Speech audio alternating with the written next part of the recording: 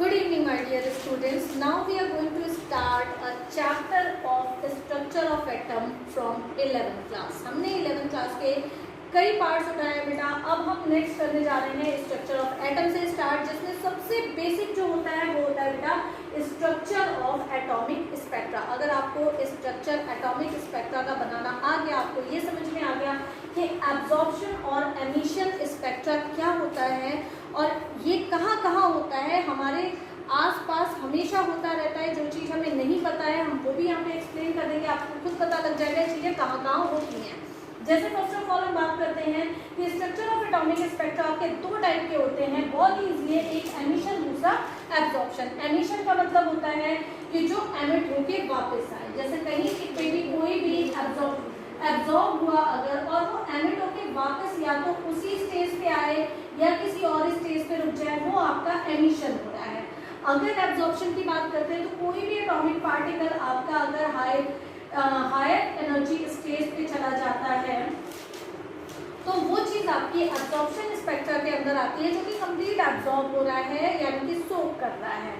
Emission spectra दो type के होते हैं, एक आपका कॉन्टिन्यूस होता है बच्चों, एक होता है लाइन स्पेक्ट्रा. कॉन्टिन्यूस स्पेक्ट्रा वो होता है जो कि आप बहुत अच्छी तरीके से जानते हो कि कोई भी लाइट अगर आपकी जो वाइट लाइट है, वाइट लाइट अगर आपकी चल रही है, इसको आपने इस वाइट लाइट को सपोज यहाँ से किसी भी स्पेक्ट्रा यानी प्रिज्म के अंदर अगर आपका रखा तो वो थोड़ी सी बेंड हो गई और उसके बाद उसने क्या किया यहाँ पे विबग्योर यानी कि violet, indigo, blue, green, yellow, orange, red colour की वेवलेंथ जितनी आपके सारे कलरफुल यानी 7 कलर में वो डिस्ट्रीब्यूट हो गए. ये कहलाता है आपका कॉन्टिन्यूस स्पेक्ट्रा. लगातार आपका जो स्पेक्ट्रा बनता है जो कि आपका रेनबो के अंदर आता है. आप देखते हैं रेनबो आफ्टर रेन आपका बहुत अच्छा रेनबो बनता है. उसका रीजन क्या होता है कि उस समय पे हमारा atmosphere just as a prism की तरह वर्क करने लगता है. नाउ नेक्स्ट हमारा लाइन स्पेक्ट्रा. लाइन स्पेक्ट्रा आपका एमिशन में भी होता है और एब्जॉर्प्शन भी आपका लाइन स्पेक्ट्रा दिखाता है.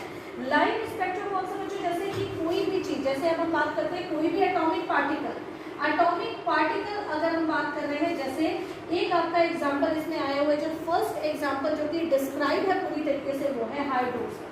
हाइड्रोजन मॉलिक्यूल आपका अगर स्पेक्ट्रा के अंदर, हम लाइन स्पेक्ट्रा के अंदर इसके स्पेक्ट्रम्स को देखते हैं कि वो किस तरीके से उसकी क्वालिटी क्या है, तो उनकी क्वालिटी को देखने के लिए हमारे पास स्पेक्ट्रा होता है, एब्जॉर्प्शन स्पेक्ट्रा, जो कि लाइन के अंदर होता है, जिसमें जब हम सीरीज और रीजन में इसको लेके चलते हैं तो सीरीज तो इसकी कितनी होती है 5, लाइमन, बामर, पास्चन, ब्रैकेट, फुड.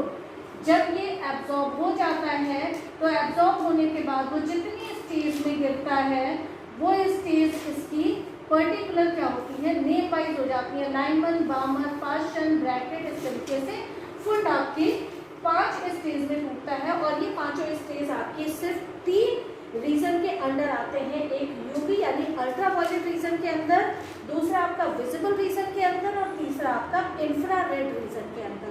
ये एक वो क्षेत्र है जिसके अंदर आपके ये रीजन्स के अंदर आपके जो सीरीज पर्टिकुलर एब्जॉर्ब होके गिर रही है. तो जैसे हमारा लाइमन है, लाइमन सिर्फ यूवी के अंदर होता है, बामर आपका विजिबल के अंदर होता है, पास्चन, ब्रैकेट, फुड आपके IR यानी कि इंफ्रारेड के अंदर आते हैं. तो इसको लेके हमारा बोहर्स एटॉमिक मॉडल के द्वारा एक प्रॉपर तरीके से एक फॉर्मूला डिफाइन किया गया था, जिस फॉर्मूले के थ्रू कई सारी चीज़ें निकाल सकते हैं. जैसे हमारे पास 1/λ, लैम्डा यहाँ पे क्या है बच्चों, वेवलेंथ निकाल सकते हैं. ये आपका वेव नंबर है, जो कि मैंने इसको अपनी लास्ट वीडियो में भी डिस्क्राइब किया हुआ है कि वेव नंबर्स क्या है, लैम्डा क्या है. ये बेसिक कॉन्सेप्ट ऑफ केमिस्ट्री के फर्स्ट चैप्टर में आपको सारा डिस्क्राइब मिलेगा. This is called Rydberg constant.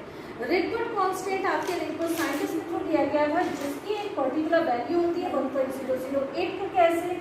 ये पर्टिकुलर वैल्यू आपकी फिक्स वैल्यू होती है और इसके बाद आपका जो n आता है 1/n1², 1/n2².